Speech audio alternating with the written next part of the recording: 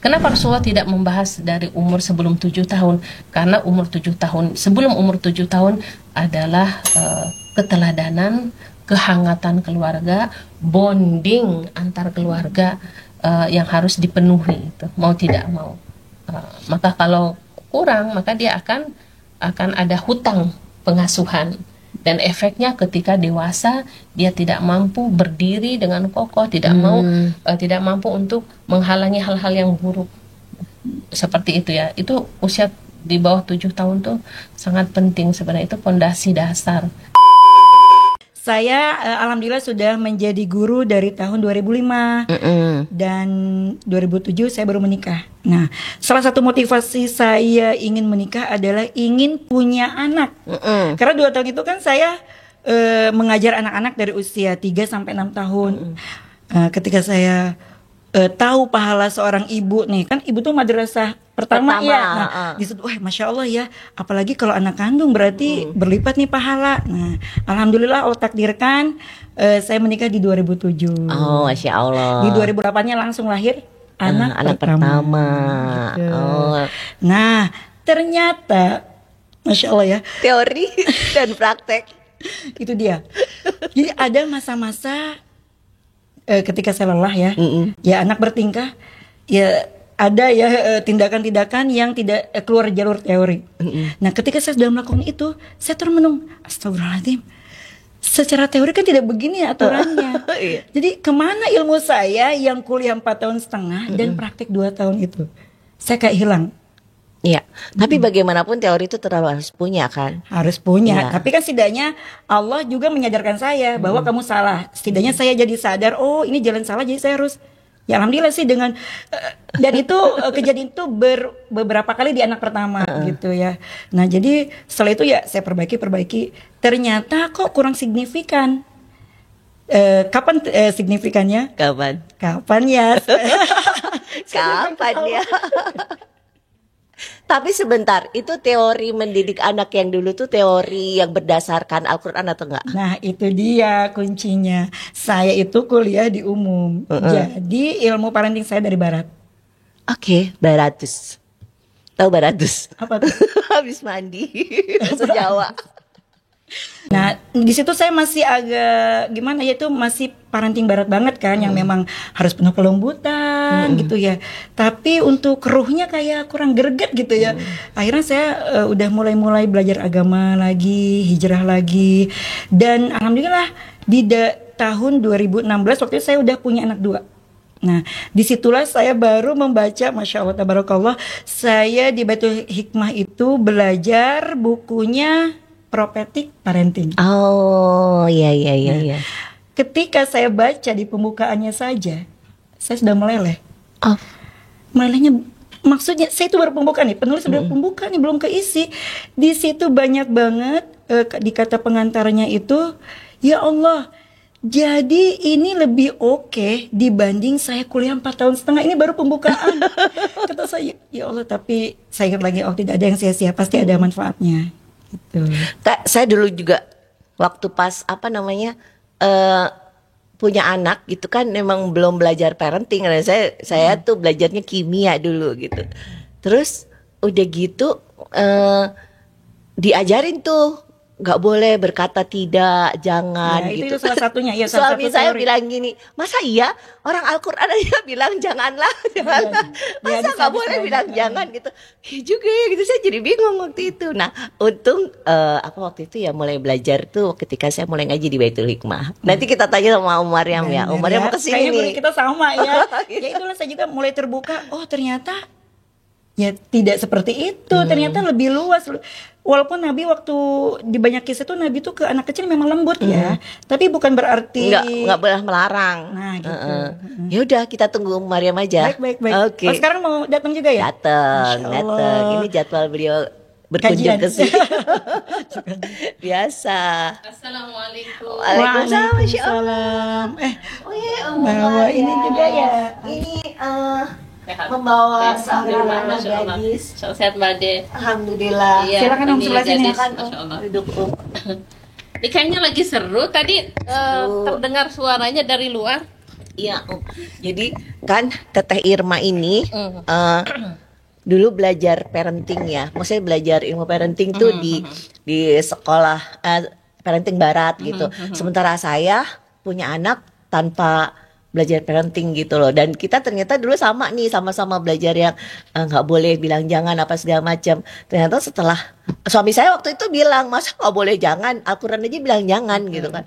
Terus kata Teh Irma, iya juga gitu. Dulu ternyata emang paradigmanya berubah setelah akhirnya belajar tentang prophetic parenting gitu loh. Jadi kita pengen mungkin dengarlah dari Mariam ya, apalagi nih ada anak gadis ya, nanti bakal Anak jadi gadis ibu yang juga. sudah siap jadi istri, Masya insya Allah. dan sudah siap jadi ibu.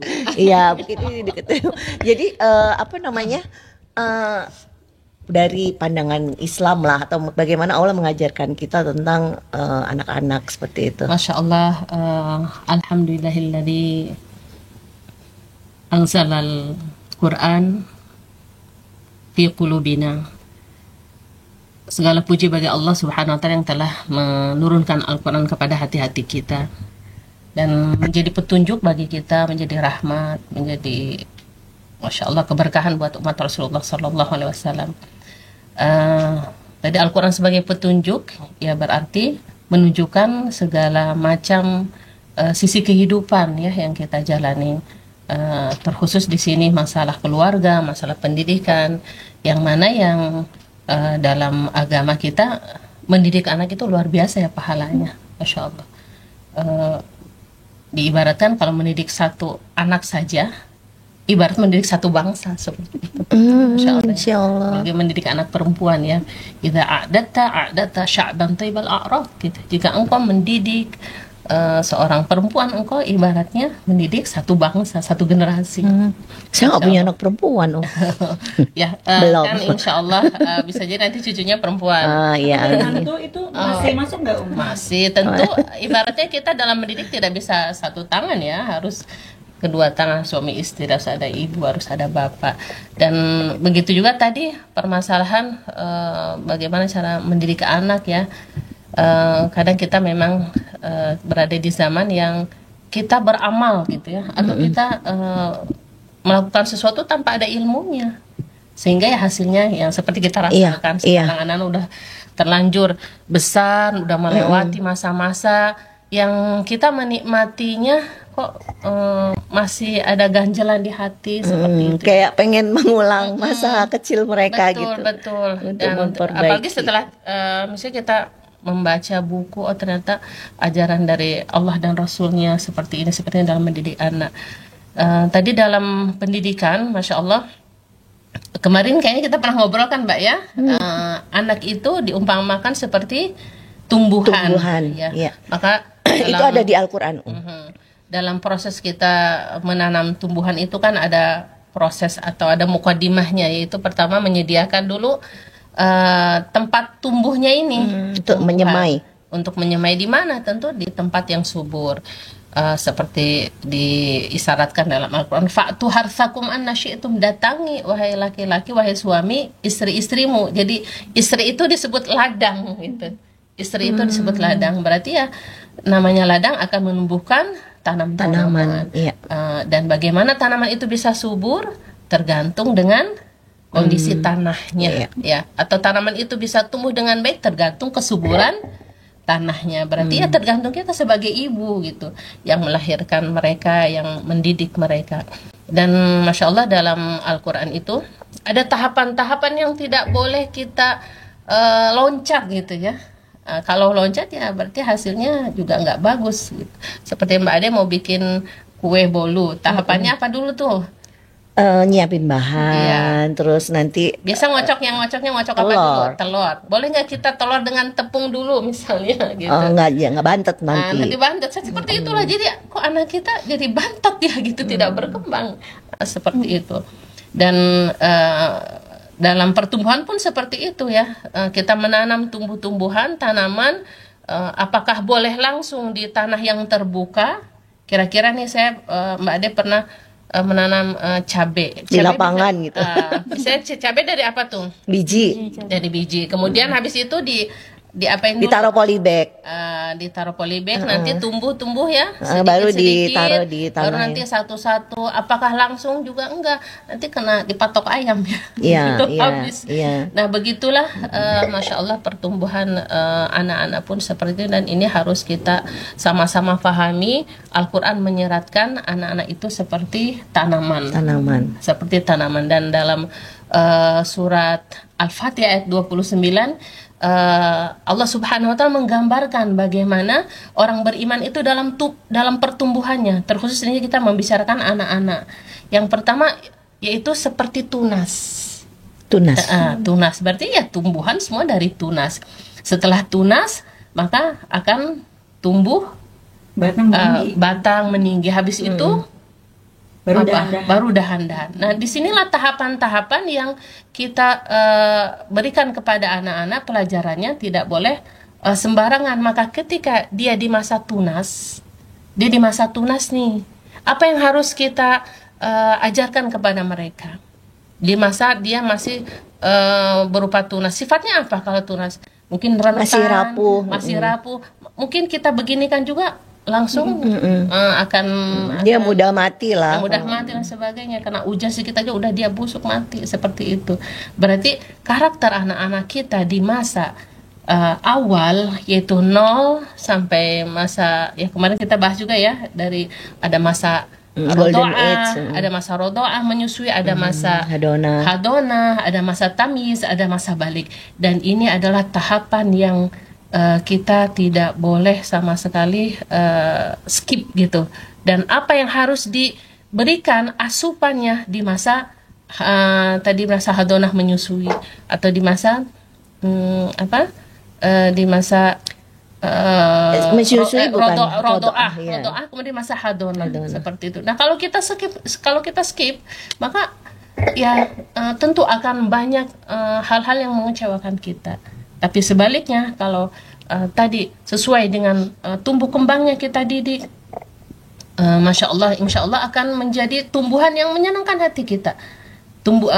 Akan berbuah menjadi tumbuhan-tumbuhan yang bukan hanya akan bermanfaat untuk dirinya atau untuk kita keluarganya, tapi akan bermanfaat untuk umat Rasulullah SAW. Seperti itu. Kan kalau tumbuhan itu kan unsurnya kan banyak ya kayak tadi Mariam mengatakan kita harus lindungi kayak gitu, tanahnya harus subur, terus harus dilindungi gitu. Padahal kan masih banyak unsurnya gitu. Mungkin dia bisa ada unsur, misalnya ada lingkungan yang ada tikusnya, ada yang enggak.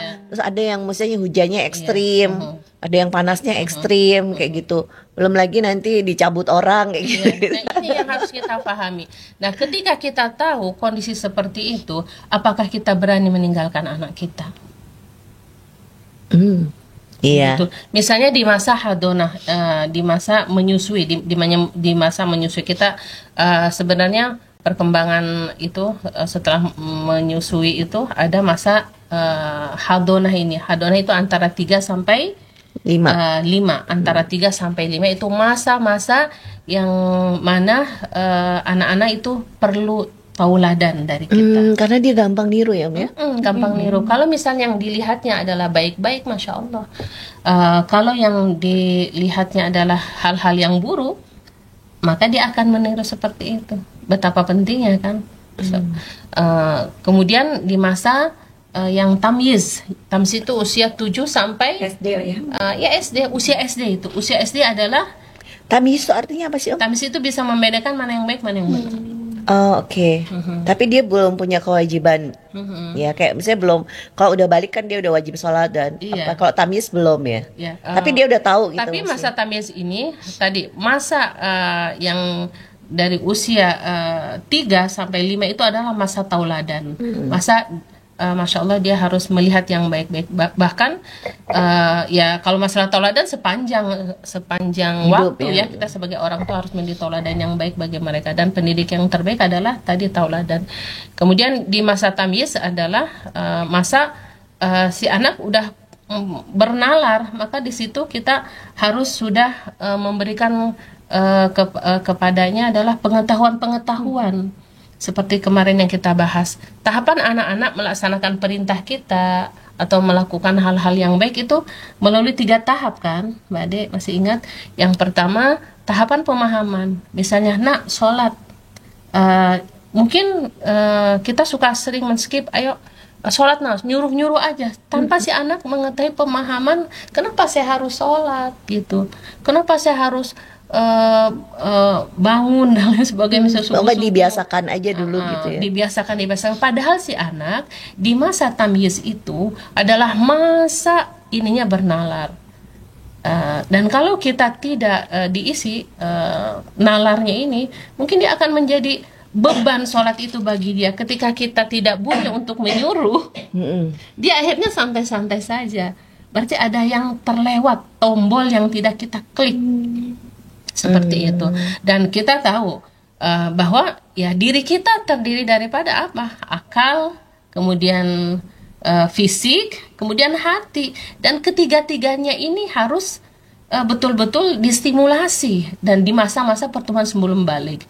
Apa sih artinya balik itu atau akil balik? Balik tuh apa ya? Apa teh? Apa teh balik itu? Balik kanan, balik kiri. Itu balik. Oh, balik. Balik itu berarti sampai umur kita atau sudah bisa menanggung beban. Balik itu sampai. Bukan balik ya, Made. Balik pakai. Yang doa apa? Lailatul Qadar yang Ya, balikna itu berarti balikna sampaikan kami di Lailatul Qadar kan. Allahumma barik lana fi syahri Ramadan wa baligna Lailatul Qadar ibadatan fiha. Udah hafal Mbak? Apa diajarin rumah. Kita balik lagi ke balik. Ke balik. Jadi masa sebelum balik itu masa persiapan. Ya, masa persiapan sehingga bahkan di umur 10 tahun Rasulullah SAW menyarankan kepada kita bila anak tidak mau sholat ya apa? Dipukul. Kenapa sampai harus ada pukulan? Pukulan itu tadi sudah melewati 3 tahap. Tadi tahapan pertama dalam memberikan suatu perintah kepada anak. Yang pertama adalah berikan pemahaman. Dan namanya pemahaman kan tergantung nalar masing-masing dan kemampuan dan usia, kita harus berulang-ulang memberikan pemahaman. Bahkan saya pernah ikuti pelatihan. Ketika misalnya si anak, kenapa ya di sekolah saya anak-anak enggak buang sampah ke tempatnya gitu. Mereka suka makan, ya udah naruh sampah di situ. Saya malah ditanya, sudah memberikan pemahaman 1000 kali enggak? Sudah gitu. Nempel di dinding-dinding sekolah tulisan-tulisan sebanyak 1000 kali enggak? Dan harusnya gitu ya. Saya pernah dengar bukan 1000, bahkan 4000. 4000. Wow. Kali baru bisa. Penuh dong dinding sekolah. Artinya segitulah dalam kita memberikan pemahaman. Sementara kita sih seringnya kalau ibu tuh bosen dia ngasih tahu kamu mulu gitu ya. Nggak boleh ya harusnya kayak gitu. Bahkan ada yang ini, terserahlah. Ibu udah nasehatin, ibu udah ngasih terserah cara, kamu. Terserah kamu. Jadi sampai berikan pemahaman, habis masa pemahaman yang 4000 kali itu, ya tentu namanya pemahaman masuk ke dalam otak bila anak apa? Anak senang. Tadi misalnya kita dalam keadaan kita lagi dekat, bukan lagi marah ya Mbak ya, lagi dekat dan sebagainya. Tahapan kedua memberikan apa? Setelah pemahaman, memberikan cara, gimana caranya? Oh gini nih caranya, buang sampah itu begini, buang sampah praktek gitu. Kemudian tahapan ketiga si anak dalam praktek bisa jadi salah kan? Iya. Bisa jadi salah, dan disitulah terus dilatih dan terus jangan sampai bosan. Maafkan ibu ya nak. Jadi masya Allah, masya Allah Mbak Ade, surga itu di bawah telapak kaki ibu. Doa ibu itu mustajab. Kenapa? Saking kita tahu betapa mendidik itu luar biasa perjuangannya dan pahalanya juga luar biasa. Dan di situ tadi di awal masa-masa yang masa-masa antara tamyiz itu tidak boleh kita skip gitu ya. Kita berikan pemahaman sehingga anak-anak masya Allah dalam Islam itu diajarkan. Jadi dari 0 sampai 2 itu adalah tadi kedekatan, kehangatan sebuah keluarga. Dan di sini kalau dalam petunjuk Al-Quran dikatakan hati-hati dengan makanannya yang dimakan oleh ibu dan yang dikonsumsi oleh anak, jangan sampai ada yang haramnya. Maka kalau ada yang haram, dalam satu hadis dikatakan al halal bayyinun wal haram bayyinun dalam kitab Arba'in Nawawiyah ya Ustazah. Dan setelah itu diteruskan Rasulullah, inna fil jasadi mudghah. Setelah Rasulullah menerangkan bahwa yang halal sudah jelas, yang haram sudah jelas, di antara keduanya ada hal-hal perkara syubhat. Rasulullah meneruskan dengan inna fil jasadi mudghah. Sesungguhnya dalam hati itu ada segumpal daging. Bila baik maka akan baik semuanya. Bila buruk maka akan buruk. Hati-hati di situ. Jadi fokus suami mencari rezeki yang baik dan sebagainya. Kemudian ada masa tadi masa hadonah tadi ya, tauladan diberikan. Jadi kapan anak disuruh sholat? Umur 7 tahun. 7 tahun berarti sebelum 7 tahun Dikasih lihat dikasih contohnya. lihat. Kalau dia mau ngikutin kan kita. Bahkan Masya Allah pernah satu riwayat Hasan Husain ketika Rasulullah SAW sholat, di mana posisi mereka? Oh, yang naik ke atas ini ya. Ya, dan bagaimana Rasulullah? Apakah berlama-lama dalam sujudnya sehingga para sahabat menyangka lagi turun wahyu. Padahal memang tidak mau mengganggu kesenangan mereka ketika kakeknya dalam sholat. Jadi menggambarkan betapa sholat itu menyenangkan. Jadi sebenarnya tuh seperti itu. kita harus tahu ilmunya dulu gitu sebelum punya anak. Iya Tapi betul. tadi saya juga tahu ilmu, tapi kurang tepat. Akhirnya dalam praktek agak. Nah, betul. Jadi Anda sangat beruntung, Nana. Karena sudah tahu ilmunya dulu sebelum ini. Dan ilmu itu tidak kita bisa berhenti ya, harus terus karena anak-anak juga berkembang, keadaan berkembang. Kemudian ibaratnya di masa pertumbuhan anak itu kan disesuai dengan zamannya. Tadi Rasulullah mengisyaratkan pukul anak di usia 10 tahun kalau tidak mau sholat gitu ya. Berarti di usia 10 tahun menuju balik itu berarti kan sampai balik akil, itu berarti akalnya sudah sampai juga gitu ya, akalnya sudah matang, berarti sudah menjadi seorang mukallaf yang diberikan oleh Allah Subhanahu wa taala beban-beban. Tapi beban-beban ini jangan sampai menjadi beban. Kalau beban namanya beban, pasti ingin kita lepas. Tapi bagaimana beban ini menjadi satu hal yang hal yang akan terus dia perjuangkan, bahkan dia menikmati, dan disitulah ketika syariat itu menjadi jalan yang dia pilih untuk kebahagiaan dia di dunia maupun di akhirat. Setelah dewasanya gitu. Setelah dewasanya. Nah itu dia tadi kan Umi dari mulai menyusui, hadona, tamyiz. Iya. Dan Umi kan tadi ada sempat menyebutkan juga ibu dominan ya, karena memang ini, dan bapak mencari nafkah. Halal. Iya, Masya Allah. Nah, tapi kan ada tuh sebagian saudari kita gitu ya, pernah juga ngobrol sama saya gitu ya, qadarullah ada yang berpisah, ada yang ditinggal wafat, sehingga dia harus mencari nafkah. Jadi harusnya peran ibu kan tadi madrasah pertama, ternyata dia harus banting tulang keluar rumah. Kasihan dia tulangnya dibanting-banting. Jadi untuk meraih, dan ini di Batam nih kan Mbak ya, di Batam tuh kan merantau tuh, dan benar, jauh dari keluarga. Iya. Seperti yang kita tahu kalau Rasulullah SAW itu kan diganti sama paman, kan diganti sama kakeknya. Nah ini qadarullah di sini ibaratnya jauh dari keluarga. Mau nggak mau pembantu ya. Nah, ternyata buat gaji pembantu nggak mampu, akhirnya dia harus bekerja. Itu bagaimana ya ya untuk, karena ketika si teman tersebut juga curhat tuh ya aku kondisi begini, jadi ya akhirnya gimana dengan anak-anaknya gitu. Dia memilih bekerja, kemudian anak-anak terlantar seperti ya, itu maksudnya bukan terlantar, jadi dia sekolahkan juga dan sebagainya gitu kan, berusaha cuman tidak semaksimal yang lengkap gitu ketika dia harus berperan sebagai seorang ibu gitu, karena dia harus keluar rumah juga. Ya, Masya Allah ya, ini memang kondisi yang dibicarakan tadi bukan hanya satu, bahkan mungkin banyak umum terjadi seperti itu. Tapi bila kita kembali lagi kepada Al-Quran, kepada hadis, sesungguhnya apa sih yang paling penting dalam hidup kita gitu?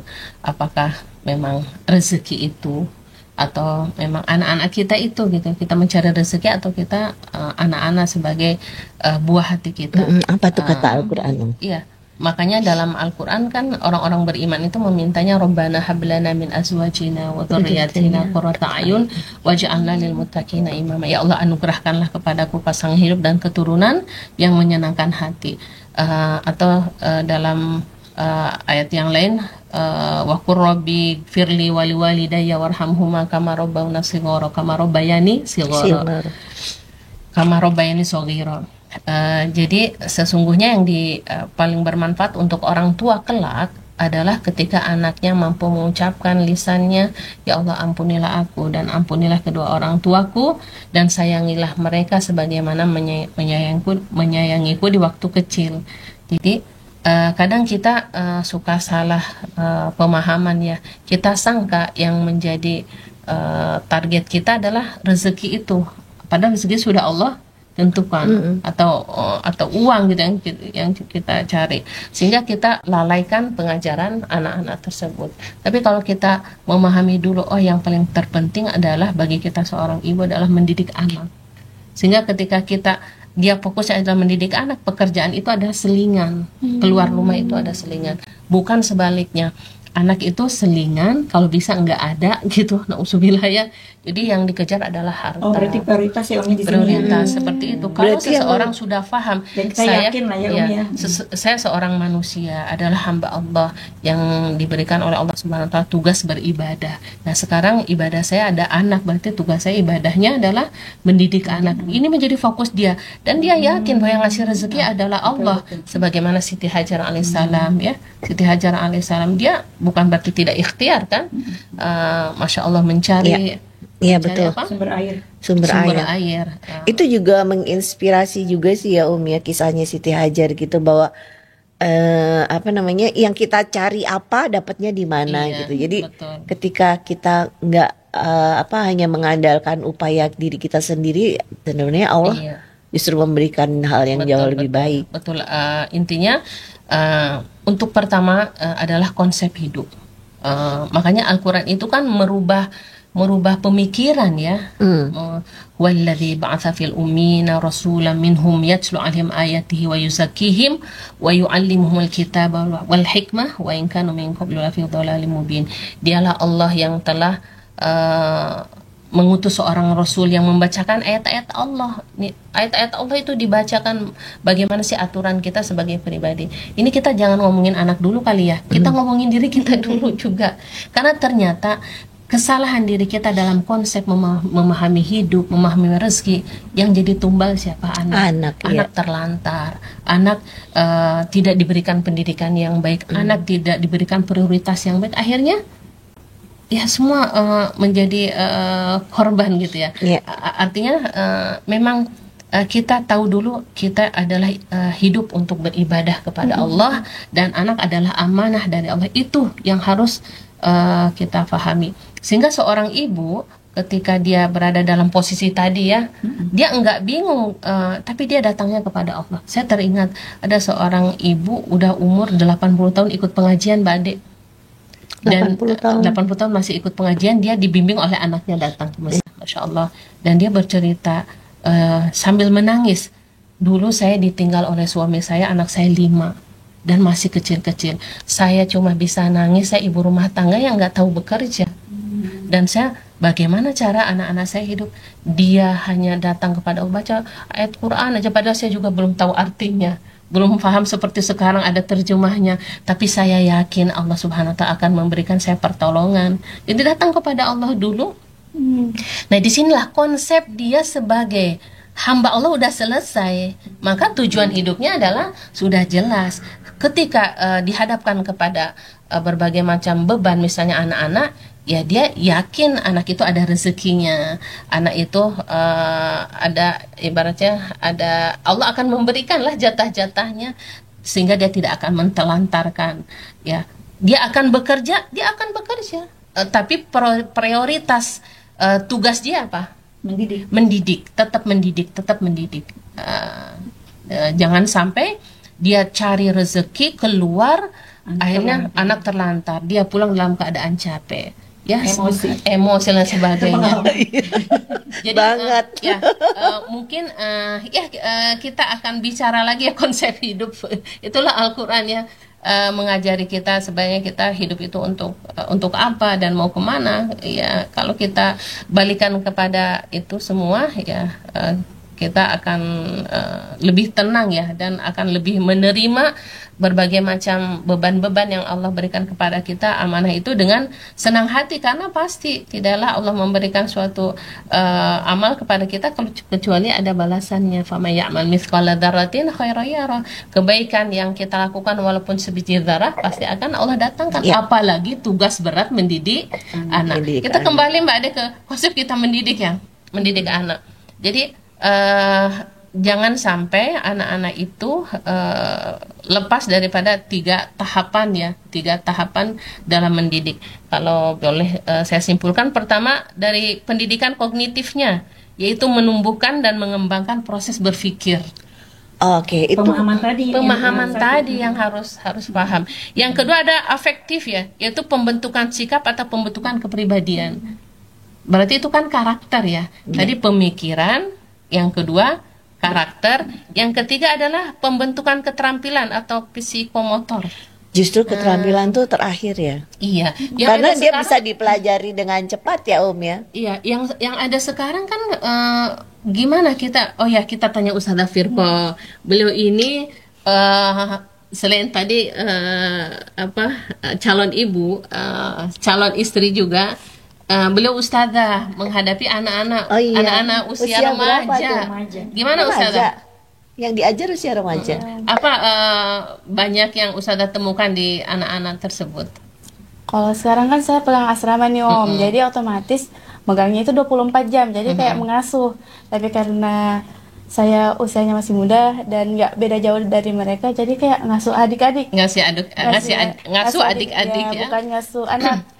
Jadi saya kalau terjun langsung di dunia situ, saya merasa anak-anak ini harus selalu perlu diingatkan, dan kalau misalnya nggak diingatkan, mereka tuh bebas sesuai dengan keinginan mereka.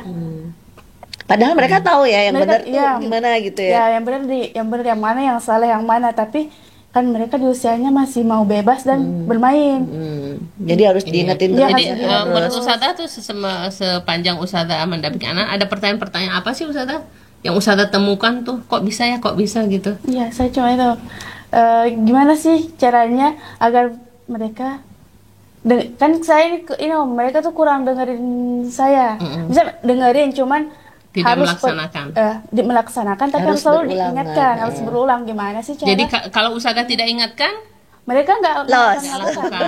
nah ini padahal usianya Padahal saya 11 udah 12 remaja. Udah 11, Padahal 12. udah sering dikasih tahu gitu Iya, ya. misalnya setiap hari dikasih tahu, tapi masih harus selalu dikasih tahu. Kita nggak bisa lepas tangan sama sekali. Gitu. atau Ustazah di luar, Ustazah menangani anak usia 16 nggak? Atau apa yang Ustazah temukan, atau ada kendala apa Ustazah menemukan anak-anak sekarang? Kalau anak-anak sekarang, pengaruhnya lingkungan juga ya Om. Jadi kebanyakan bebas dan gadget. Jadi pengaruh-pengaruh pengaruh kehidupan di medsos, mereka tuh ngikut-ngikutin kayak. Kayaknya mereka tuh apa ya? Apa yang ada di medsos tuh diikutin Iya, gitu loh. ikutin tren. Padahal kan udah dikasih tahu ya yang benarnya gini gitu. Tapi yang lain juga begitu Iya, mau gitu. nampak- Artinya nampak sekarang keren. kita menemukan Apa FOMO ya? satu fenomena yang ibaratnya seharusnya tumbuhan itu ibaratnya kita harapkan mereka setelah tunas itu ada tumbuh ranting, dahan dan sebagainya menjadi lebih kokoh, lebih kuat gitu ya. Tapi walaupun misalnya ada badai dan sebagainya, mereka tetap kokoh berdiri, kan maunya seperti itu yang kita harapkan ya, sehingga menyenangkan hati kita. Nah, tadi kita mungkin salah tahapan dalam pendidikan anak-anak kita. Anak-anak kita masukkan anak TK. Di TK belajar apa gitu? Di SD belajar apa? Kan? Kemudian di SMP, SMA sampai perguruan tinggi belajar apa? Kemudian mereka harus berhubungan dengan berbagai macam orang. Kemudian juga mereka harus menjalankan syariat gitu. Namanya syariat ada aturan, ada halal, ada haram. Nah, kalau kita hanya menyentuh dari segi tadi akalnya saja tanpa rasa hati dan sebagainya, ya mereka akan melaksanakan semua itu sebagai beban saja, sehingga ketika tidak diingatkan lagi akan ditinggalkan ya beban Ini itu. juga sih kayak nyambung nih. Jadi ada teman misalkan kan gitu, dia merasa waktu kecil itu, anaknya waktu kecil itu sudah penuh kasih sayang, mengasuh, ibaratnya hampir-hampir teori teraplikasi gitu ya, sampai usia kira-kira SD. Nah kalau udah SMP kan berarti lingkungannya udah luas ya anaknya gitu ya. Nah sampai usia remaja gitu, nah si orang tua tersebut merasakan kok ada perubahan ya. Padahal waktu kecil anak saya itu manis gitu, ikutin aturan, beranak baik. Tapi pas udah remaja cenderung pemarah. Apalagi kalau lingkungannya yang tidak sesuai gitu keinginan dia, langsung pemarah. Bahkan ya ke orang tua juga agak membentak dan sebagainya, gitu akhlaknya agak menurun. Nah itu kira-kira Di mana? nyambung nggak sama Umi yang tadi apa? Betul. Dalam pengasuhannya ya. Atau bagaimana? Di mana letak salahnya gitu ya? Karena kan bukannya tadi kata Umi kan dari pengasuh menyusui, hadonah itu kan memang kita harus settle nih gitu untuk menjaga masa depannya. Dia udah merasa di masa itu tuh bagus gitu. Betul. Tapi ternyata tetap juga menuainya kok seperti ini. Gitu. Ya, lagi-lagi kita konsepnya Al-Quran itu mengumpamakan seperti tumbuhan ya. Jadi tumbuhan itu pasti akan ada virus-virusnya. Maka kalau dia terkena virus, dia dalam pertumbuhannya pasti akan apa? Akan cacat ya. Tidak akan tumbuh dengan baik, bahkan mungkin mati sebelum waktunya gitu, sebelum kita menikmati gitu. Maka di sini perlu kita evaluasi sih, perlu orang tua itu kita merenung. Mungkin kalau Ustazah Firqah kan masih baru memulai ya di sini. Tadi di masa yang hadonah terutama ya, di masa hadonah itu apakah kita memaksimalkan? Tidak, membangun bonding gitu ya.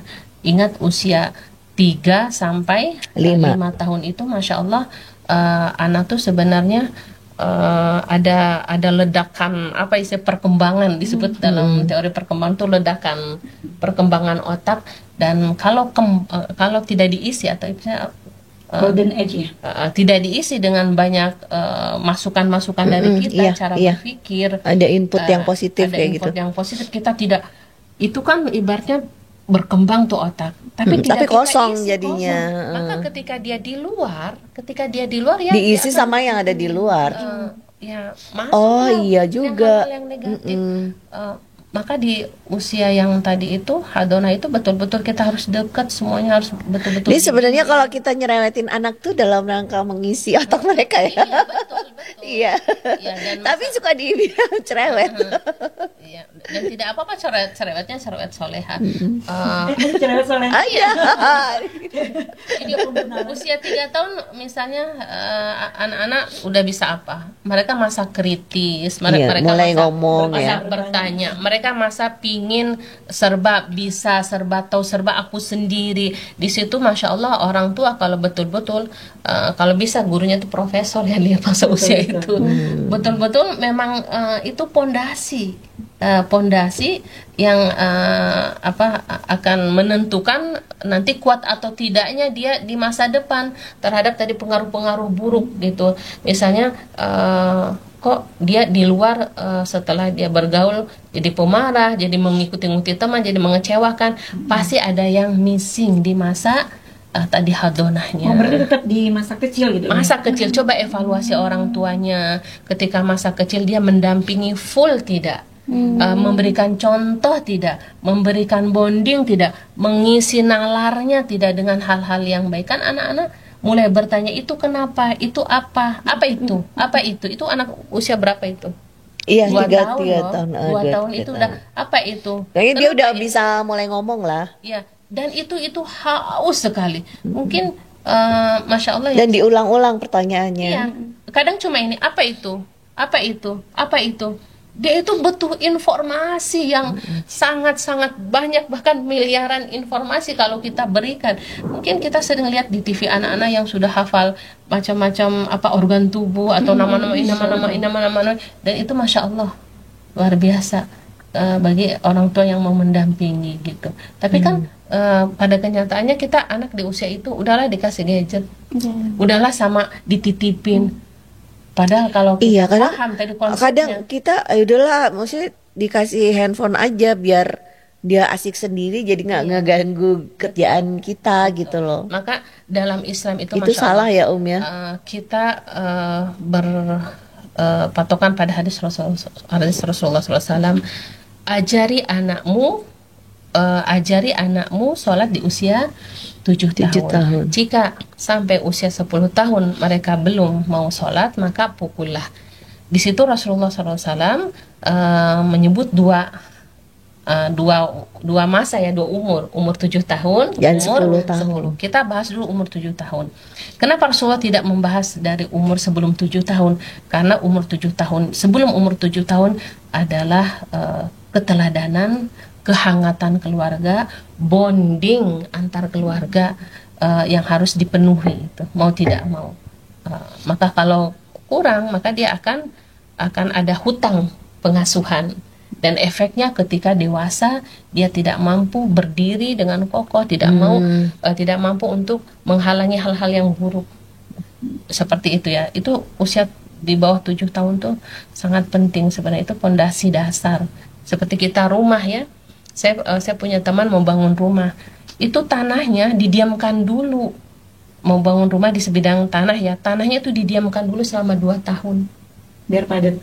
Ya seperti itu. Setelah diratakan mungkin kan, kenapa enggak langsung bangun? Ya tadi biar saya punya ini juga. Dia menyiapkan dirinya dulu untuk bisa siap dibangun. Gitu. Punya teman juga yang rumahnya pagarnya itu ternyata dia akhirnya miring.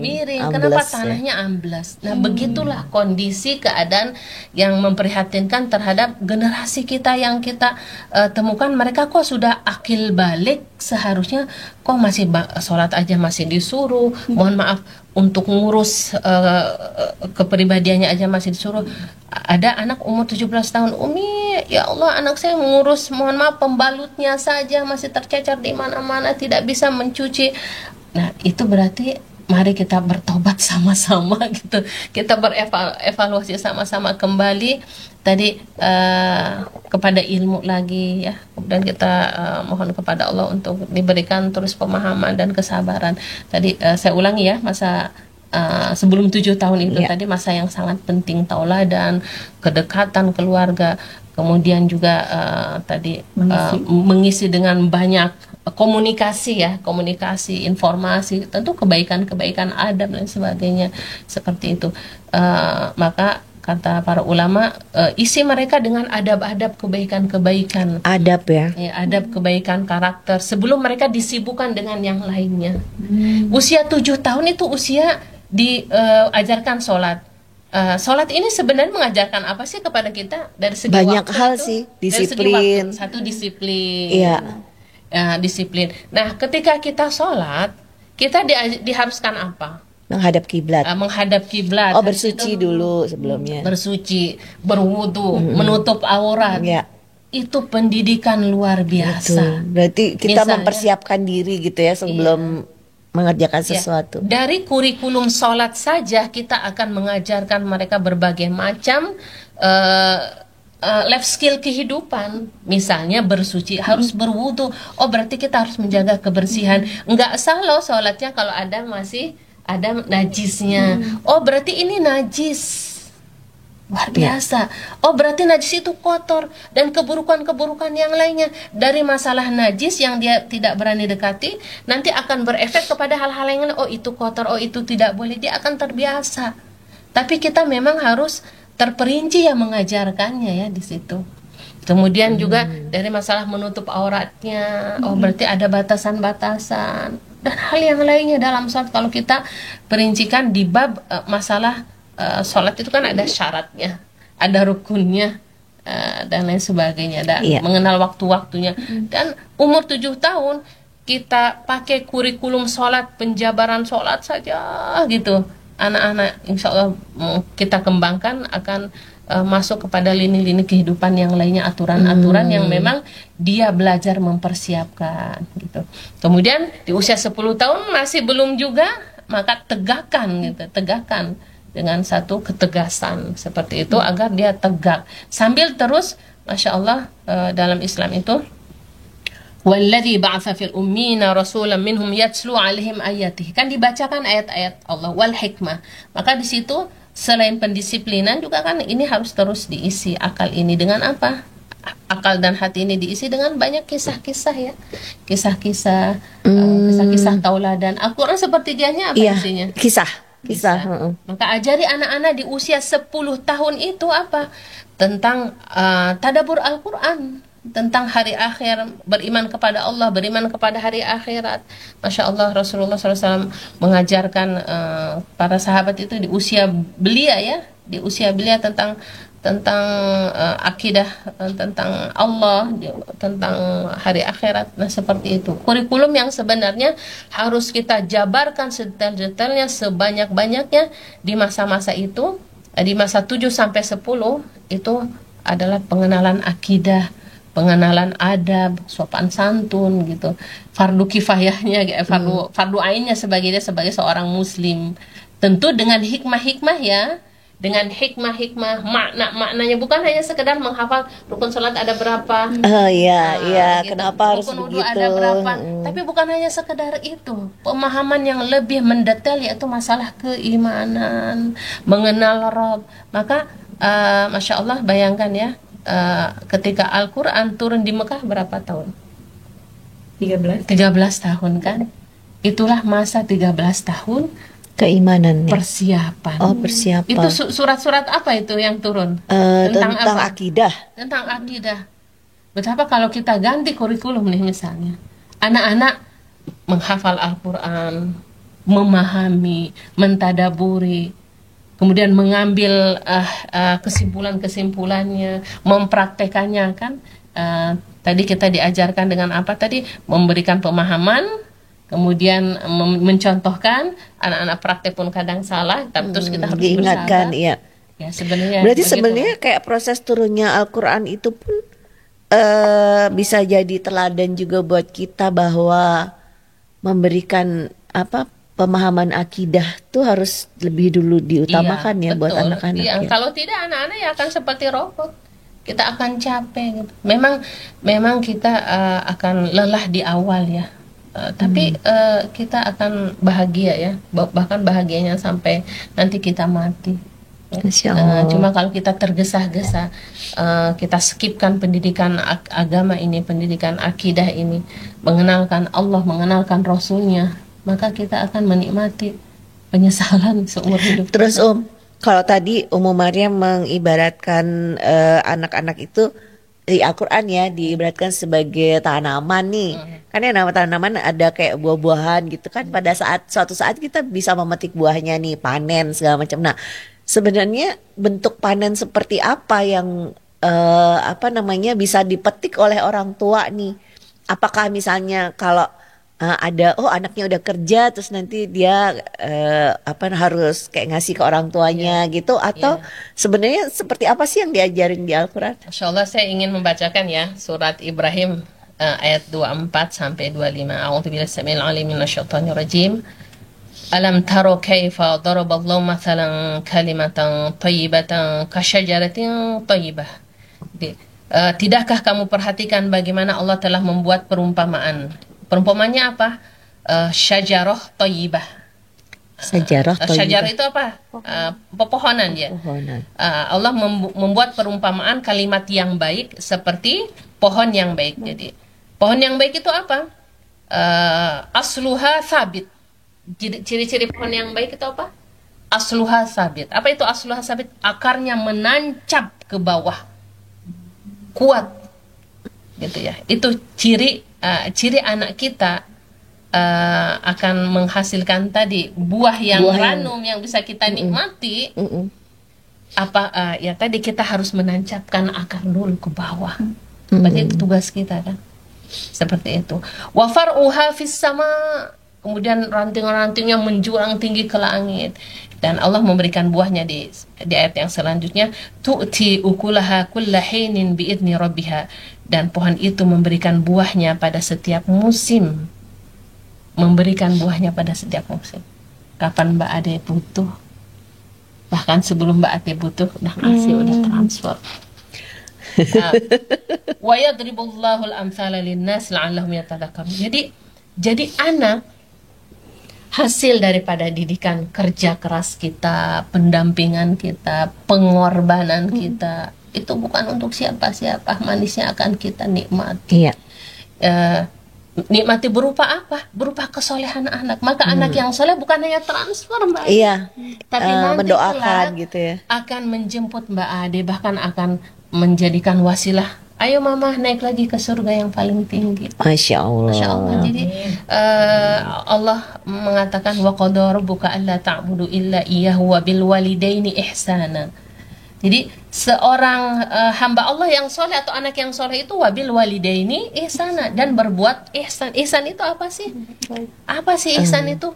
Baikan yang sempurna gitu. Ya, berbuat baik yang tanpa melihat apa-apa, tanpa Tanpa pamrih. pamrih. Misalnya Ya. Mbak Ade mungkin udah tua, udah lemah, Masya Allah dia tetap berbuat baik. Mbak Ade udah kuat, tetap berbuat baik.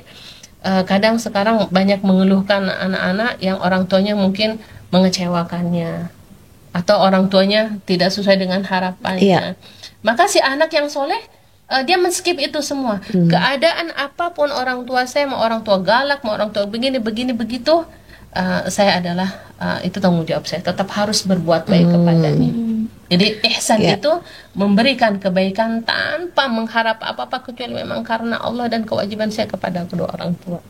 Lebih daripada manisnya mentransfer tiap bulan, lebih daripada itu, Mbak. Iya, Masya Allah. Kalau transferan itu kan hanya dunia aja ya, kenikmatan sesaat. Kita akan mendapatkan ta'zimnya, kita akan mendapatkan perhatiannya, kita akan mendapatkan kasih sayangnya. Kan kita bukan hanya butuh uang, kan penting, tapi perhatian, kasih sayang. Iya, dan doa ya pada saat kita Terutama nanti doa. udah nggak ada. Waladun salihun yad'ulah, akan melahirkan keturunan-keturunan yang soleh. Masya Maka kan Allah. doa kita tadi, Rabbana hab lana min azwajina wa dzurriyyatina, keturunan-keturunan. Seperti itu, Mbak. Tuh gimana tuh Ibu Ustazah? Sudah siap? Tadi kan keturunannya. Iya. Nah, saya nggak tahu ya, mungkin karena saya udah masanya udah agak lewat ya, jadi Iya. banyak mendapati rekan-rekan teman-teman Iya. yang di luar kita ya. Dan siap menikahkan. Siap. Anaknya perempuan semua. Cepet dia. Mbak Ade laki semua. Laki dan mereka belum mau menikah. Intinya, Cepat ya nak. intinya jangan sampai terulang masa mereka siap menikah, tidak tahu ilmunya. Jangan sampai Iya, seperti kita. mudah-mudahan. Gitu. Gimana Iya. Ustazah? Ini tadi kan kata Umi, perempuan itu kan ibarat ladang ya. Nah, berarti kan itu Nabi juga pilihlah perempuan Iya. yang subur gitu ya. Masya Allah, betul sekali. Tapi qadarullah kan ada sebagian dari saudari kita yang mandu lah itu Iya. ibaratnya. Nah itu bagaimana kan mereka itu bisa meraih juga pahala dalam mendidik generasi, dan ya intinya kelebihan-kelebihan itu tuh apakah bisa mereka Masya Allah ya. dapatkan atau bagaimana? Gitu? Masya Allah ya, qadarullah ma yasha. Semua Allah sudah takdirkan ya sebelum penciptaan kita. Ketika kita di dalam rahim berusia 4 bulan, Allah utus malaikat menulis rizkinya, menulis jodohnya, ajal dan sebagainya. Apakah dia bahagia selesai, itu sudah ada kan. Begitu juga tentang masalah bagaimana dengan wanita yang mandul, ibaratnya gimana kalau dinikahi gitu ya, dan sebagainya. Masya Allah, tidak punya anak bukan berarti dia hilang kesempatan dalam meraih pahala waladun solihun ini ya, lewat jarul anak-anak. Ada anak biologis, ada anak ideologis, gitu. Begitu Mbak Ade. Anak biologis saya mungkin satu. Saya berharap punya banyak anak ideologis Masya Allah. yang mengalirkan Karena yang doa pahala-pahala. itu bukan biologis aja ya yang doa anak soleh itu. Oh iya, terkhusus itu adalah anak yang soleh. Tentu doa-doa kan bukan hanya dari anak yang soleh gitu. Cuma dari Anak kandung anak ya, bukan dari anak kandung saja, dari orang-orang yang mendoakan kita. Juga ingat, jadi ilmun yantafi'u bihi. Bisa kita mengambil dari jalur ilmu yang bermanfaat. Ya. Jadi kita Terus kalau ajarkan kayak anak misalnya kita obrolan kita nih menginspirasi, terus ada yang dapat ilmu, insya Allah dapat juga pahalanya ya. Betul. Misalnya kita didik anak-anak yang bukan anak kita punya anak asuh, sampai ilmunya bermanfaat, kan mengalir pahalanya Insya untuk Allah kita. semoga tetap ikhlas ya Ustazah ngajar Insya anak-anak Allah. banyak. Ya, luar biasa. Jadi memang dalam mendidik anak itu terkhususnya ya, kita tidak boleh tergesa-gesa, tidak boleh kita ingin cepat-cepat mengambil buahnya. Di sini tersirat dalam surat surat Ibrahim ayat 25 itu, tu'ti ukulaha kulla hinin bi'izni rabbiha. Pohon itu memberikan buahnya pada setiap musim dengan seizin Tuhannya. Ada apa, Mbak? Tetap ada izin Tuhan Izin di Tuhan. dalamnya. Maka bagi orang tua setelah dia melakukan berbagai macam tahapan yang tidak boleh di skip ya, tidak boleh sama sekali di skip gitu ya tahapan-tahapannya, dan harus memang berurutan seperti kita memandang, oh anak saya lagi tunas ini berarti begini, gampang kan kita menggambarkannya, oh berarti tunas masih harus dijaga. Kemudian agak besar, masih ranting-rantingnya masih belum kuat gitu ya, oh berarti harus dibeginikan. Mulai agak tumbuh dewasa, mulai agak bengkok-bengkok, berarti kalau sudah bengkok harus diluruskan. Jadi ada dalam, Masya Allah, dalam kitab Akhlak Lil Banin itu ada seorang perempuan ya, berjalan bersama ibunya, seorang anak perempuan berjalan bersama ibunya. Kemudian dia memperhatikan ada sebuah pohon yang berbunga yang sangat cantik, tapi sayang sekali dia tidak indah dari struktur, dahan-dahannya dia bengkok gitu. Kemudian si anak berkata, ibu, tidakkah kita bisa meluruskan pohon itu? Si ibunya pun tersenyum. Nak, pohon itu sudah sangat kuat, tidak bisa diluruskan lagi. Kemudian si ibu menjelaskan, begitulah nak, kalau kita tidak diajarkan pendidikan yang baik, adab yang baik, maka kecenderungan kita mungkin bisa berbuat salah, dan kalau udah dewasa tidak bisa diluruskan lagi. Luar biasa. Jadi tadi tahapan-tahapan yang di mana anak usianya dan kita harus apa yang kita lakukan, itu posisinya itu sangat mempengaruhi. Ya. Tapi kalau tadi yang ngobrolannya Teh Irma yang kayak nggak punya anak kayak gitu-gitu tuh mungkin kan kita tujuan hidup tuh adalah untuk meraih ridho Allah ya. Mungkin punya anak dan mendidik itu hanya salah satu bagian dari cara meraih ridho Allah. Ridho dengan ketetapan Allah itu juga bisa menjadi untuk meraih ridho Allah. Anfa'hum linnas, sebaik-baiknya manusia dan yang paling bermanfaat buat manusia. Jadi dia Masya Allah punya ladang-ladang amal yang lain. Sebagaimana istri Rasulullah SAW yang punya anak siapa? Hanya Fatah ya, hanya Hadijah. Masya Allah, dari Aisyah. Apakah kita bisa mengecilkan jasa ibunda kita Aisyah radhiyallahu anha dengan ilmunya? Ya, ala kulli hal kita harus menikmati setiap momen apa yang Allah berikan kepada kita. Sekarang Teh Irma punya anak berapa? 3 anaknya. Dari semua pasti ada hikmah di sini. Masya Allah. Mbak Ade anaknya 2 laki-laki semua juga pasti ada hikmah. Ustazah lagi persiapan gitu ya. Insya Allah pasti ada hikmah. Biar ustazah persiapan dan sebagainya. Semuanya pasti ada hikmahnya. Saya begitu juga. Tinggal kita minta kepada Allah terus dibersihkan hati kita. Karena lagi-lagi jangan sampai niat kita salah terhadap apa yang ingin kita usahakan. Kalau niat kita hanya karena dunia, maka dia akan mendapatkan dunia saja.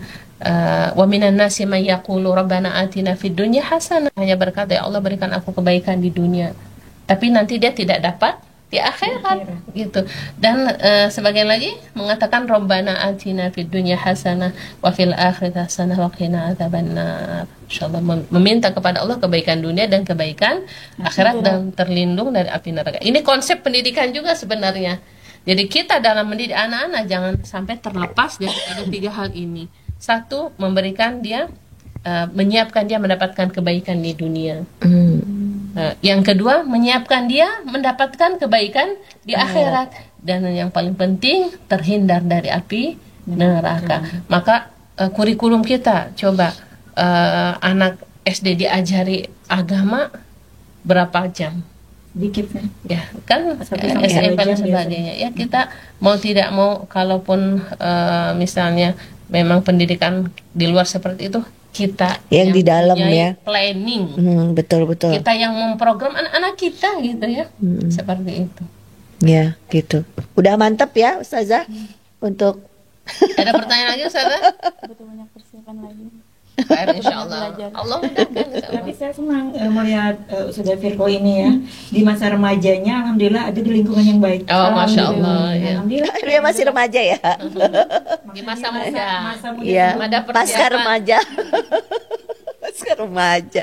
Ibunya kan dulu masa pendidikan sama orang tua ya, Iya. bukan orang tua. Setelah merantau, ternyata alhamdulillah di sini juga bergabung di lembaga Islam gitu kan. Masya Allah masih terjaga. Jadi lingkungannya ini ya, gitu. Jadi udah mantep ya. Belum masih. Insyaallah. Butuh Ya. banyak belajar lagi.